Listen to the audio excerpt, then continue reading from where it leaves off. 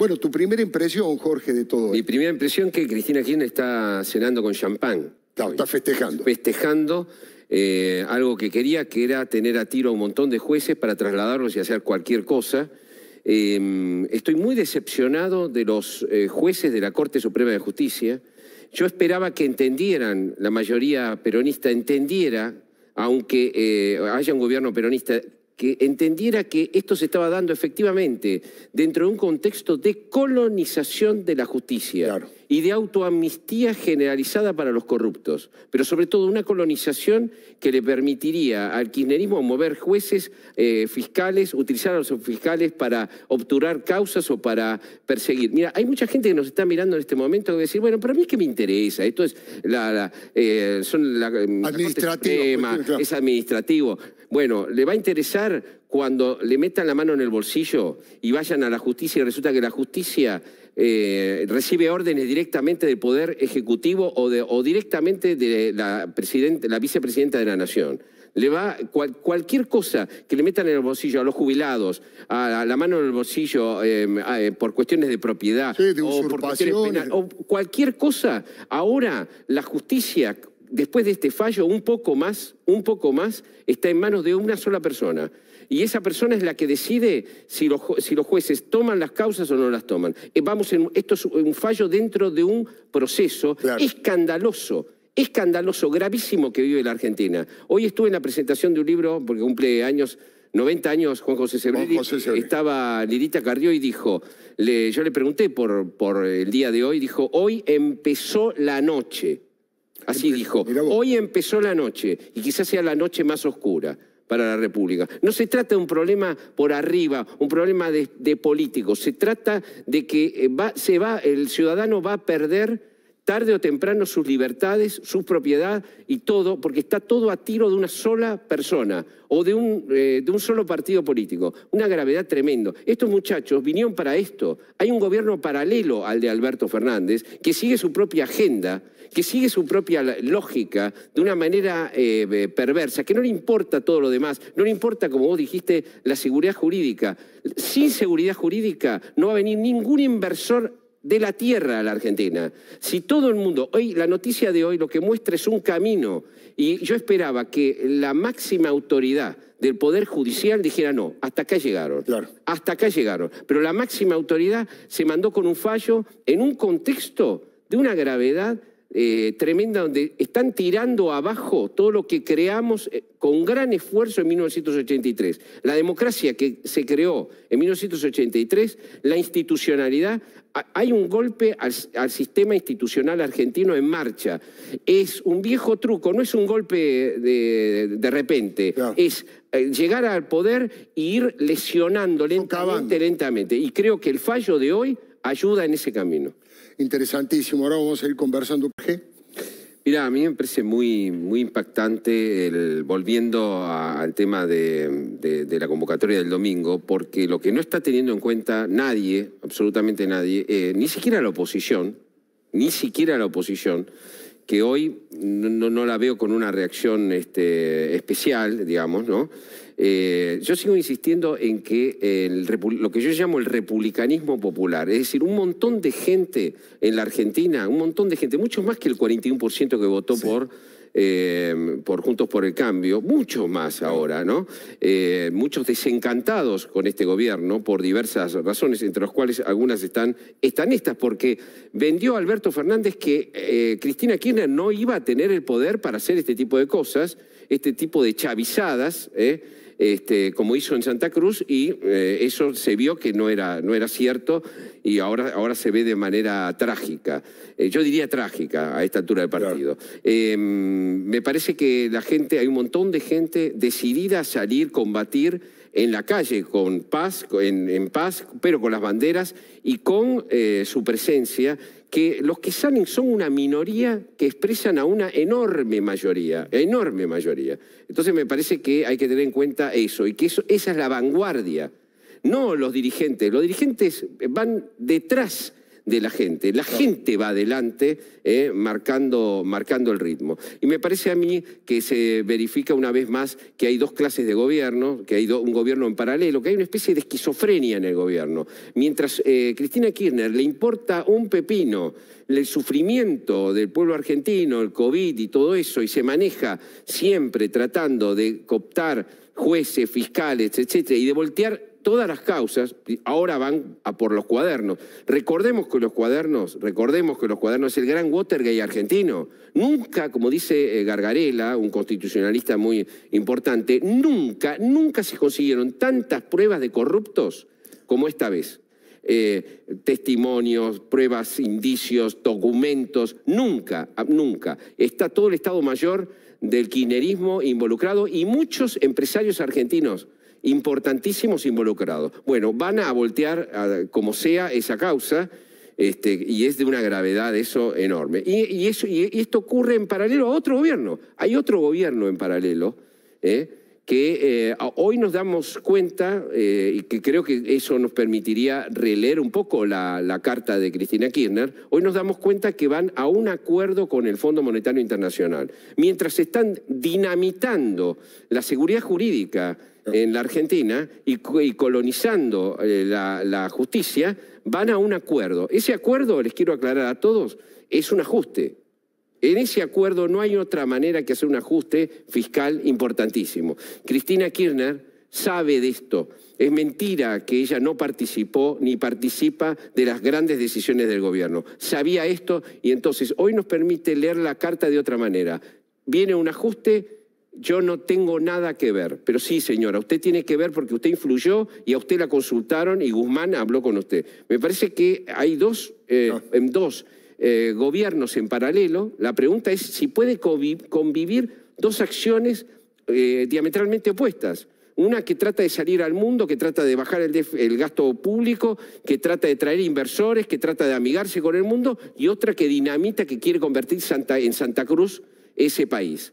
Entonces, estamos en un experimento realmente muy impactante. Esto además de que hay una balcanización hacia adentro del gobierno, porque no es solamente esto una discusión, un ajedrez entre Cristina Kirchner y Alberto Fernández o cosa por el estilo, sino que hay un montón de gente dentro del gobierno, que la han loteado todo, que tienen una dinámica autodestructiva. Crearon ese monstruo para destruir al gobierno anterior y ahora está destruyendo la gobernabilidad de este.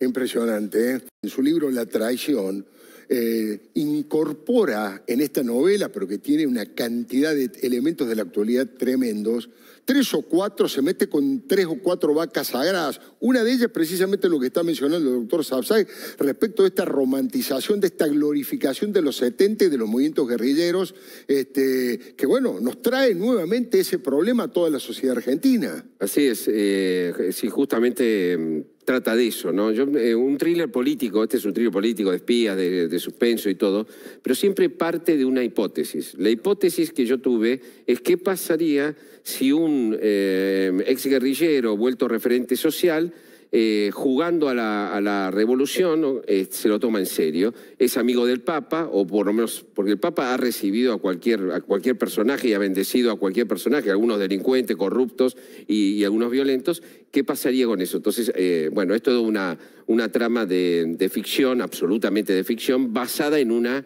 hipótesis. Pero la hipótesis está a su vez basada en un hecho incontrastable, y es que los 70 fueron recuperados por el kirchnerismo, institucionalizados. Néstor Kirchner, un señor feudal, cuando dicen que Néstor Kirchner es de izquierda, a mí me hace reír muchísimo. Lo que estamos viviendo no tiene nada de izquierda, es más, es precapitalista. El modelo Santa Cruz es precapitalista. Se puede en el capitalismo decir izquierda, derecha, esto es feudal. El señor feudal llega, necesitaba un discurso de izquierda, porque le decía a sus amigos con la izquierda de afuera, porque claro, la mayoría de los actores son progres, la mayoría de los periodistas son progres, y te perdonan. Si vos sos del palo, te perdonan. Él, frente a esta situación, lo único que recordaba a alguien que no había estado con los derechos humanos, alguien que había hecho guita, que había estado con el voto militar, que no tenía nada que ver que con Cavallo, había tenido que ver con Cavallo y con Menem, pero no había tenido nada que ver con la progresía, recuerda los 70. donde tuvo un rol absolutamente periférico. Al recordar los 70, lo que hace es resucita un monstruo. Porque muchos setentistas, hay que decirlo, habían revisado su pasado. Claro. Todavía hay setentistas que realmente han revisado y se han vuelto democráticos. Y otros que no le han pedido perdón nunca a nadie por sus crímenes políticos, bueno, se mantenían ahí marginales. Él los convirtió en héroes. Él los convirtió en héroes. El kirchnerismo, y luego mucho más Cristina Kirchner, enseñó que eran héroes en sus medios públicos. Hoy se enseña en escuelas, en facultades. Ese clima de los 70, hay un neosetentismo. Y entonces dicen, no estamos con las armas, pero estamos con los ideales. Pero los ideales eran totalitarios, muchachos, porque los ideales no eran que querían construir una democracia, querían construir una dictadura popular o dictadura de proletariado. Claro. Es más, el problema eran los ideales. No los ideales los llevaron a las armas. Claro. De hecho, ese sueño setentista, que de alguna manera lo prefiguró un dirigente y pensador que se llamó John William Cook, consistía en unir la ideología de Fidel con la ideología de Perón. Unir a Fidel y Perón. ¿Qué es Fidel y Perón juntos? El chavismo. El chavismo es el sueño hecho realidad de los 70. Pero claro, ese sueño se convirtió en una pesadilla en el mundo real. Es por eso que la vinculación entre el kirchnerismo y el chavismo, además de los negocios, es ideológica, es de primos y hermanos. No se puede hacer quizás un chavismo acá porque esto no hay forma de hacer con las Fuerzas Armadas, etc. Pero aquí lo que se intenta hacer es lo que se hizo en Santa Cruz, es quedarse en una democracia de mentirita, donde apoderarse de todas las instituciones y arrasar con todo. Yo quise que estuvieran presentes en esta novela, en este thriller, esos personajes redivivos que jugaron mirá, hicieron algo lo voy a decir así, muy jodido con respecto a la democracia con el anterior gobierno. Más allá de todos los errores que pudo haber tenido el anterior gobierno, no le dieron los atributos, lo trataron de una dictadura desde el primer día, jugaron a la destitución, le tiraron 14 toneladas de piedra al Congreso de la Nación, le declararon la guerra en pleno de la democracia. Había gente que decía que estaba luchando en una nueva resistencia peronista, que había una revolución en marcha. Es decir, una enajenación, un juego enajenante, y han construido una especie de Santa Alianza, donde la Iglesia tiene mucho que ver, porque la Iglesia les dio manija a estos muchachos, los cobijó. Hay un pobrismo eclesiástico, si querés después explicamos qué es un pobrismo, donde hay que seguir siendo pobre para entrar en el reino de los cielos, ¿no? Y una alianza entre el pobrismo eclesiástico, el neosetentismo y progresistas. Nosotros hemos sido compañeros de muchos progresistas que estaban con nosotros luchando contra la corrupción. Claro. Ahora se dieron vuelta y la corrupción no es una cosa menor, es una cosa inventada por los medios de comunicación y han traicionado. Esta alianza, de alguna manera, nueva Santa Alianza, que permitió desgastar brutalmente al anterior gobierno en plena democracia, fue adaptada a este gobierno, fue metida dentro de este gobierno, sectores a los cuales le han prometido cosas opuestas, y aquí vemos entonces un problema, por eso te digo que está balcanizado hacia adentro, no solo ya es un problema de la grieta, hay grietas, múltiples grietas hacia adentro dentro del gobierno. El oficialismo. Y se dedica Alberto Fernández a administrar mucho más los problemas, los pedacitos de ese conglomerado que a gobernar la Argentina. Así nos va. Bueno, en el tema de la novela hay una ansiedad porque es el regreso de Remil. Contalo en 2 palabras, ¿quién es Remil para aquellos que todavía se han perdido los 2 libros anteriores, pero pueden acceder a este tercero que es La Traición? Sí, no, se puede leer este libro, no hace falta leer los 2 anteriores. Claro. Remil es un agente de inteligencia de los servicios de inteligencia argentinos que se dedican, por supuesto, al espionaje político. Y se dedican a la parte negra de la política, a ayudar a los políticos en desgracia, y que en este caso tiene que investigar a este referente social que jugaba como tantos otros que juegan. Yo siempre digo que hubo un momento en que se jugaba en Palermo, Hollywood, a la revolución, ¿no? Esta cosa chic de jugar a la revolución, que es como jugar a la PlayStation, matás, te matan y después te vas a tomar una cerveza y no pasa nada. No pasa nada para vos, Claro. Pero el juego de los setentistas, de los neosetentistas y de los progres que se han entregado a la corrupción es un juego muy delicado para la democracia. Pero no esperes que esto sea un tratado. Esta es una de suspenso, una de espionaje, de persecuciones. En realidad es el destilado, Alfredo, es el destilado de un modo de thriller, en modo de novela policial, de un ensayo de 1000 páginas que vengo escribiendo hace 5 años sobre este gran relato que se armó entre los 60 y los 70 y que el kirchnerismo sacralizó y lo convirtió en el gran relato argentino, y contra lo que yo creo que hay que luchar, digamos, ¿no? Hay que luchar contra esa cárcel mental que nos trajo a esta decadencia, ¿no? Entonces, este libro es de suspenso, aparecen mujeres inquietantes, luchas, infidelidades. El otro día que estuvimos en lo de Juanita Viale, la nieta de Mirta, bueno, habló de que se había asombrado, excitado, dijo, con una escena de sexo por lo bien narrada y por la sensualidad que tenía, ¿no? Claro, es una novela policial. Claro, que me costó mucho hacerla, estuve haciéndolo en cuarentena, me costó muchísimo en el encierro de la cuarentena escribirlo por 2 razones. Primero, porque quería que Remil esta vez, este agente de inteligencia, directamente actuara sobre casi la actualidad caliente, la actualidad política, con lo cual tenía que tener una gran verosimilitud y no perder la emocionalidad y la espectacularidad de otras novelas. Entonces, realmente me dio insomnio, estuve trabajando día y noche. Me ayudaron muchos amigos, por ejemplo, el doctor López Rossetti, a quien yo llamaba, ¿viste? Y le decía, por favor, necesito una cosa sobre venenos. Y él dice... Y él estudiaba toxicología, me decía, bueno, te lo podés hacer así, así, o balearon a tal, me podés hacer, pero tiene que pasar tal cosa. Entonces él me armaba una historia clínica, hubo Alconadamón que me ayudó con las partes de las denuncias periodísticas y judiciales, o, bueno, un profesor de inteligencia, al final, cuando terminé, Alfredo, se lo diga a un profesor de inteligencia, un especialista en el tema, te aseguro yo no podía dormir hasta no tener su lectura. Y me llamó y me dijo, mira, lo leí a las 4 de la mañana, lo terminé de leer, es todo verosímil, cambiá las armas nomás, ¿no? Claro. Fue una aventura impresionante. Es una de espionaje, es un espionaje argentino, por lo tanto, no es un espionaje entre naciones y esas cosas que estamos acostumbrados a ver en las películas, sino sobre la política. Es espionaje político y muestra el lado de atrás, que de alguna manera nosotros aquí podemos hablar del lado de adelante de la política. ¿No? Interpretarla, hablar de los... tenemos que hacer sobre hechos concretos y demostrables. Pero la parte de atrás... se puede imaginar si uno ha vivido lo suficiente. Yo hace 40 años que estoy viviendo en este país con los ojos abiertos. Periodista político y además fuiste en tus orígenes un extraordinario cronista policial. Cronista policial y bueno, quien ha comido en la cocina ya no...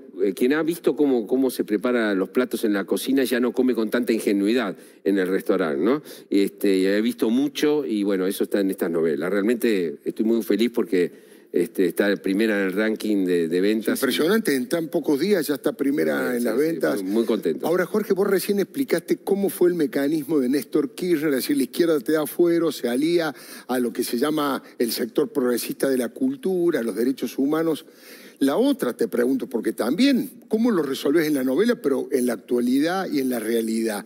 ¿Por qué los progresistas bajan esa bandera de la honradez, del hombre nuevo, de la honestidad y se prestan a apoyar a corruptos? Bueno, creo que no resistieron que el kirchnerismo los corriera por izquierda, los psicopateara, de alguna manera los psicopateara. Muchos que se habían vuelto republicanos, muchos de esos progresistas, insisto, luchadores por la transparencia, de repente, por ejemplo, del Frepaso. Para dar un lugar, ¿no? Grandes luchadores contra la corrupción. Resulta que cuando llegan, empiezan a sentirse cautivados por algo, por una especie de épica muy oportunista que crearon los Kirchner. Se compran la idea de que los Kirchner son progresistas. Yo creo que son regresistas, como dice Felipe González, un hombre de la centroizquierda, un verdadero liberal de izquierda, o un socialdemócrata. Son regresistas, no progresistas. De hecho, están contra el progreso. De hecho, Alfredo, estamos viviendo un ataque a la clase media que progresó. El enemigo ya no son los grandes empresarios. De la oligarquía argentina casi no queda nada. La lucha es contra nosotros, contra los hijos y nietos de inmigrantes. Mi padre era mozo de bar, mi madre era camarera. Nosotros formamos parte de esa caudalosa clase media que sí, que hizo mérito. Mi madre me enseñó a hacer méritos en la vida. Claro. Estos atacan los méritos, atacan la idea de progresar, están atacando a la clase media, le dicen la clase mierda. Le dice la clase mierda. Además usan todo lo que inventó Jauretche, que fue un genio del lenguaje político, un nacionalista, que inventó en la década del 30 y que puso de moda en los 60, ¿no? Sí, tienen una respuesta para todo. Si vos no te entregás al kirchnerismo, sos un gorila, una antipatria, un antipueblo, un cipayo, y hay algunas más, Y si estás con ellos, vos sos patriota, sos el pueblo, formás parte. Todo este discurso, este argumentario que toman ahora los progresistas, que toma la Iglesia, parte de la Iglesia. Ojo con el Papa Francisco. El Papa Francisco es el ideólogo de este gobierno. El Papa Francisco es el ideólogo y es el jefe espiritual de este cambalache que estamos viviendo acá en la Argentina. Ha actuado como un gran operador para unir todas las partes estas de este cambalache. Primero ha convencido a los peronismos de que fueran juntos, a pesar de que tenían proyectos completamente diferentes y eran enemigos cruzados. Él un poco bendijo esa coalición política, ¿no? Bendijo y aconsejó. Y después llenó de curas militantes, que les da a algunos de ellos un libro de Kusch, que es un pensador totalmente retrógrado, un fascista telúrico, le dice Miguel Wiñaski, un fascista telúrico. Porque, por supuesto, estos muchachos de progresistas no tienen absolutamente nada, ¿no? Son falsos progresistas. Entonces, el Papa nunca quiso ser papa, siempre soñó con ser Perón. Y ahora lo está consiguiendo, porque por las tardes, en lugar de jugar al dominó, relajarse en una pileta de natación en Santa Marta, se dedica a hacer política con jueces, con curas, con militantes desde allá, desde Roma. Por supuesto que cuando él juega a la política, él juega como operador político. Cuando vos lo criticas, se defiende como pastor, que es un viejo truco, No asoma la cara, pero está detrás de todas estas cosas. Grabois no es un invento que salió de la nada. Grabois es intocable. Por eso Alberto Fernández al final trata de elogiarlo al final. Y yo creo que la Iglesia llegó como el general Alaiz, tarde.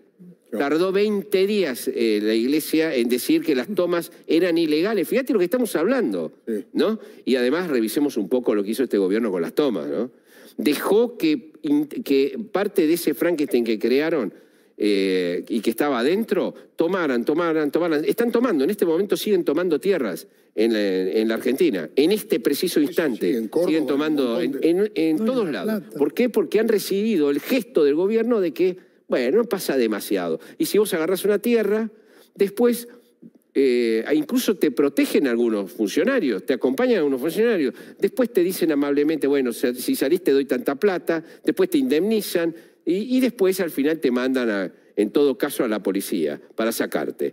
En un proceso, digamos, insólito. Claro. Si vos realmente querés entregar tierras en Argentina, y hacer una especie de reforma agraria moderna, podés hacerlo, podés llegar al gobierno con un plan planificado cómo vas a hacer, mandado a la legislatura, pero no tenían ningún plan y dejaron que la dinámica propia de ese monstruo que llevan adentro tomara las decisiones. Y siguen tomando las decisiones esos monstruos, porque después están los garantistas que dijeron, vamos a largar a los presos, largaron 5.000 presos peligrosísimos, y después hubo masacres, muerte, de todo, y mandaron a 4.000 gendarmes a ver si podían parar a los 5.000 presos, que por supuesto salieron a la calle en un momento donde no hay trabajo. Es decir, todo esto son políticas que muestran que no solo hay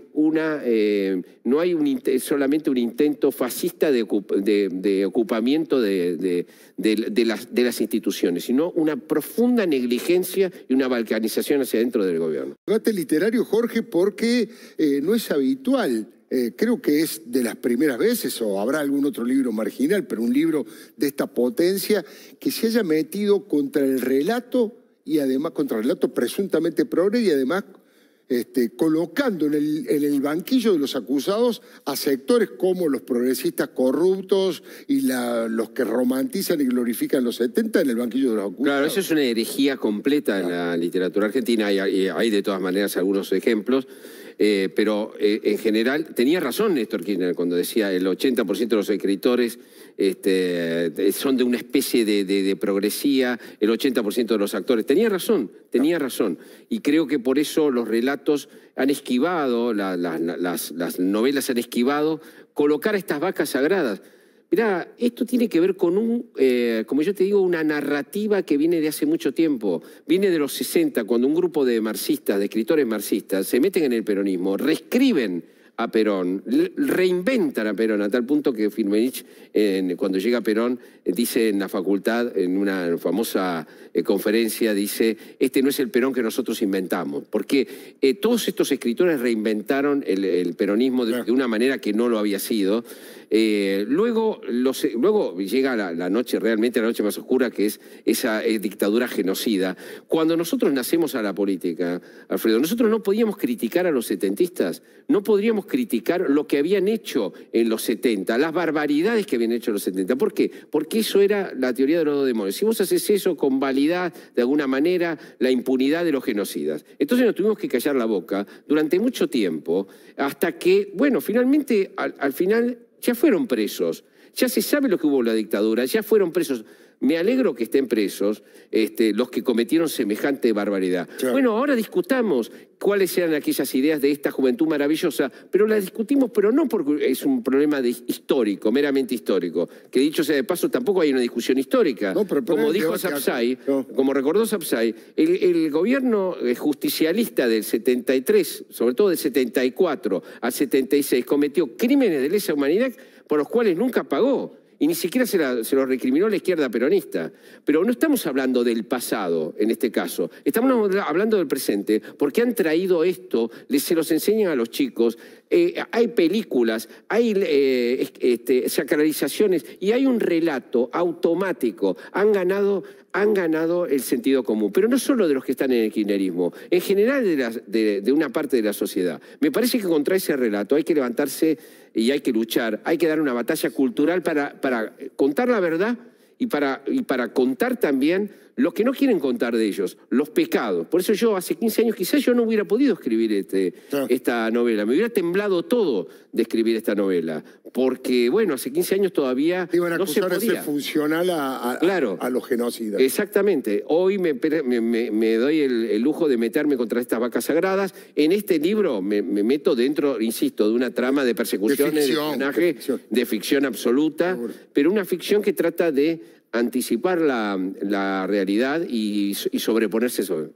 Como autor, como escritor, ¿por qué crees vos que genera tanto interés, es tan magnético el libro? Mira, es difícil de saberlo, pero yo escribo los libros que yo leería. Claro, ¿no? Claro. Y para empezar, están llenos de suspenso, de vueltas de tuerca, que me lleva mucho tiempo pensarlas y hacerlas efectivas. Con escenas cinematográficas. Con escenas, claro, hay mucho de cine, yo me he formado también viendo cine y eso es muy, muy importante para mí. Pero yo creo que lo principal es que yo cada vez que como periodista llegué a un límite y no podía contar como periodista las cosas, la ficción me permitió imaginar, cruzar ese límite y contar lo que no podía contar el periodismo. Eso para mí siempre ha sido un modo, un aliciente para escribir literatura de ficción. Y esta literatura de ficción está contada, está basada en todas cosas que yo sé cómo se mueven, por supuesto, todo es ficción, pero todo es equivalente de la actualidad.